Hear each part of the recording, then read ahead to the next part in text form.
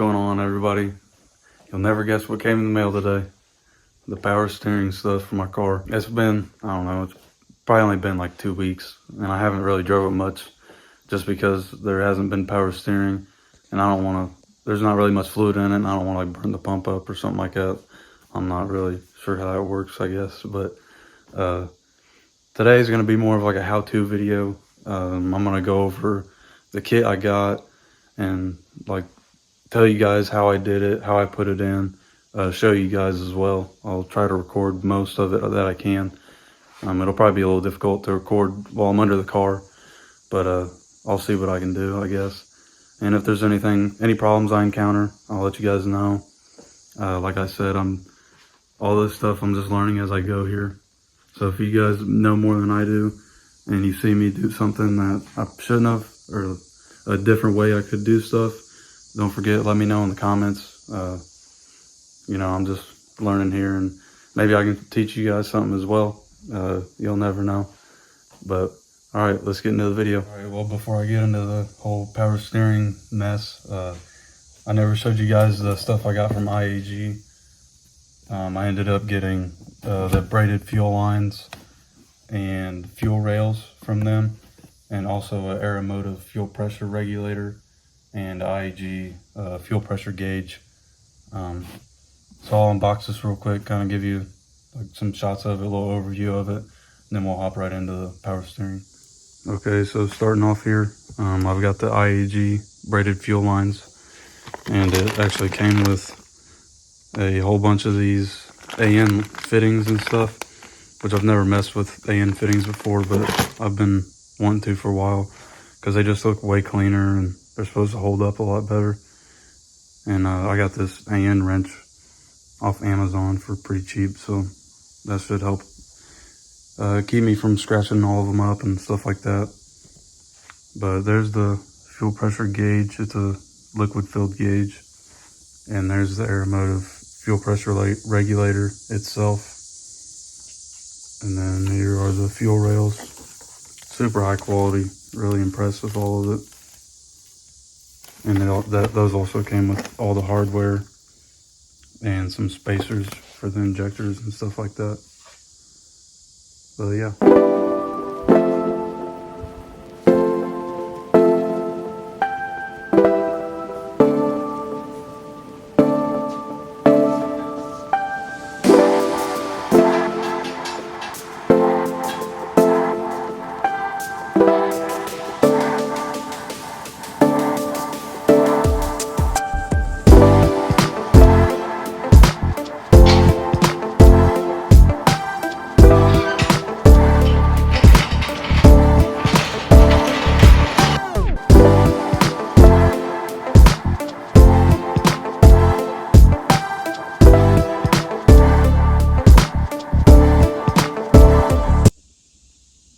Alright guys, well here it is. It finally showed up. It is the Chase Bays power steering kit. Comes with all the lines. I was gonna buy just OEM, like the OEM lines to fix it, but the price compared to this, I figured I'd just get this, and I got a pretty good deal on this one from somebody. So, and it's like brand new. I don't know why they were getting rid of it, but I just picked it up, and it looks really, really high quality. I can't wait to install it. I watched the video and I heard it can be kind of a pain, but I guess we'll see how it goes. Alright, so I think I'm going to start with taking off the alternator cover and getting the intake out of the way. I already got the car up on jack stands, as you can see. And then I guess I'll just start by draining the fluid and kind of going from there, taking the brackets off to hold the old lines in, stuff like that.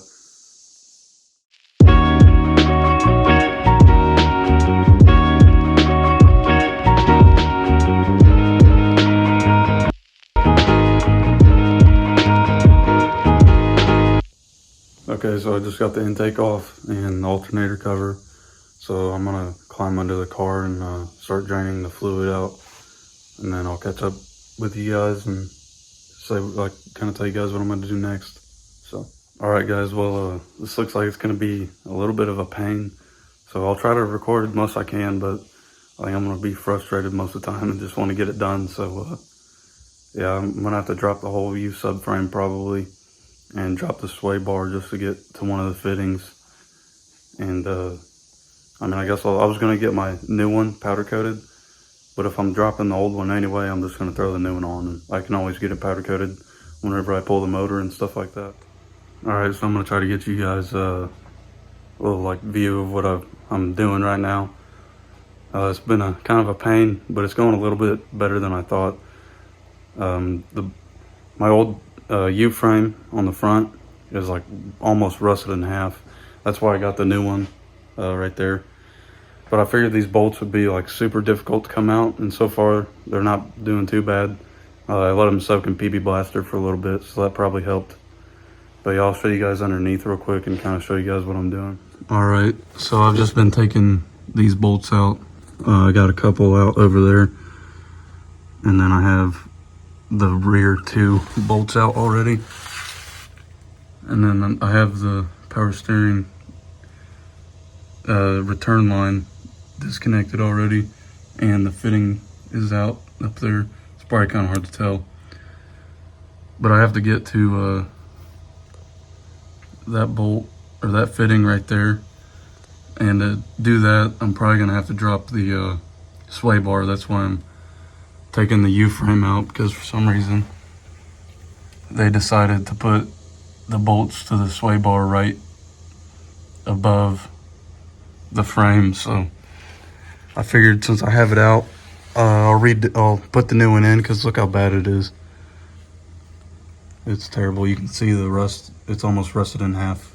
All right guys, so I got the subframe piece out, and let me tell you, it's pretty bad. It's almost gone. I mean, I just had little pieces of this metal falling in my face the whole time. I mean, it's been needed to be replaced for a while, but I just haven't got around to it. And all the bolts came out like pretty easy, I'd say. This one is a little bit rusty. I might try to find a new one. The shank's starting to deteriorate. This one's in really good shape. That one's decent. This one has a lot of surface rust on it, and this one's pretty good. Then the rest are pretty good. But yeah, it was a little more difficult than I had expected, but now I can throw this new one in. I'm gonna try to wash it off a little bit more, but you can just see in how much better condition it is compared to the other one. Alright, so I'm gonna start by undoing this hose and then disconnect this one right here, if you can see that, and then take the reservoir out and try not to get fluid everywhere. I'm probably going to. It's probably going to be a huge mess, but I guess we'll see how it goes.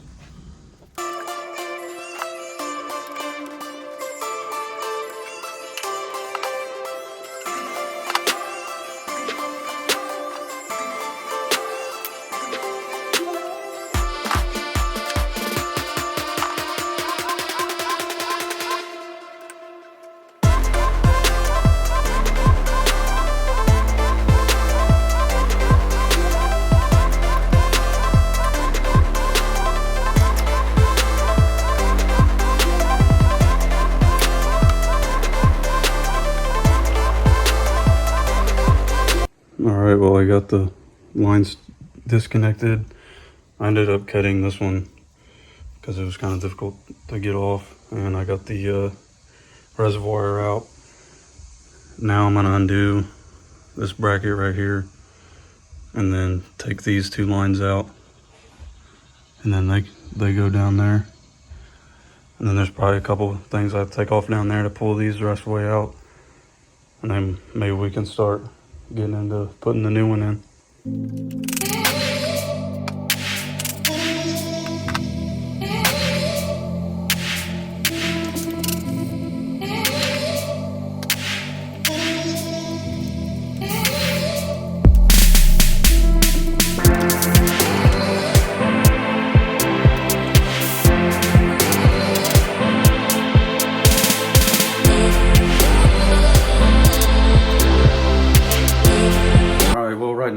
get the high pressure line off of the rack. I ended up cutting the line so I could get a socket on the fitting that goes into the rack. And I had my impact on there and it wasn't budging it. So I guess I'm gonna try to get a ratchet in there and get a breaker bar on there. It's gonna be a little difficult to do under the car like that, but I guess I'll see what I can do with it.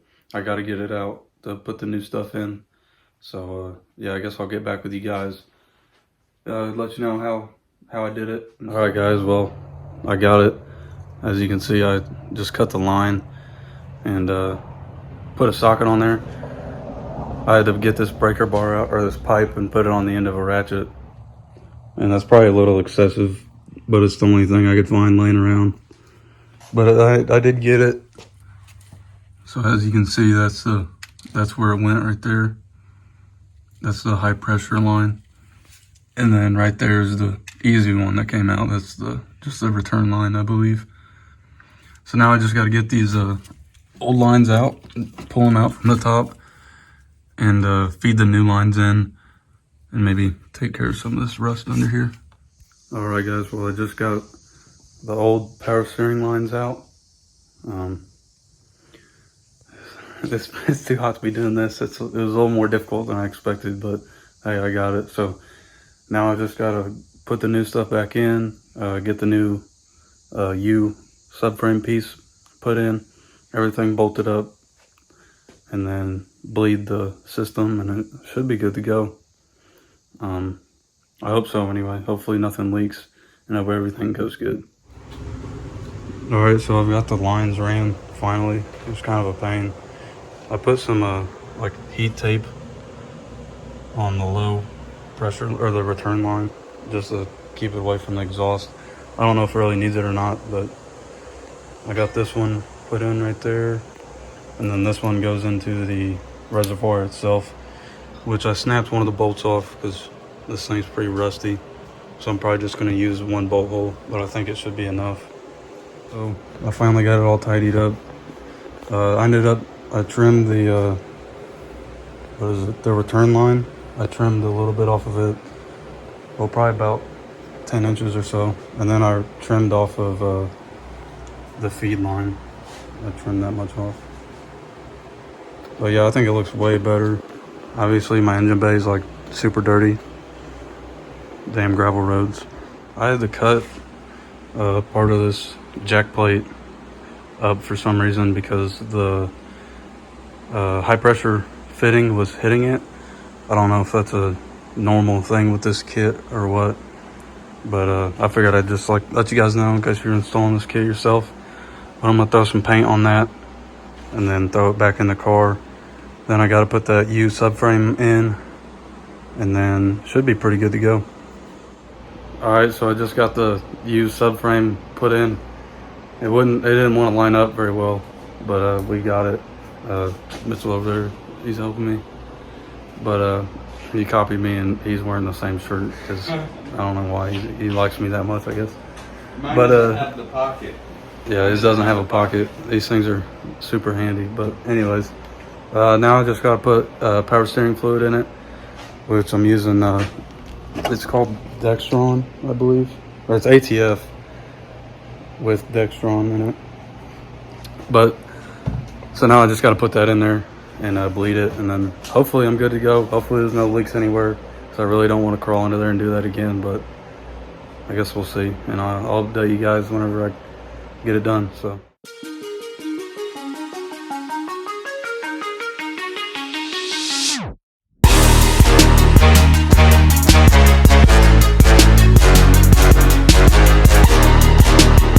all right, well, I'm at the car wash now. I drove it to town after I bled it out, make sure it was working fine and stuff like that.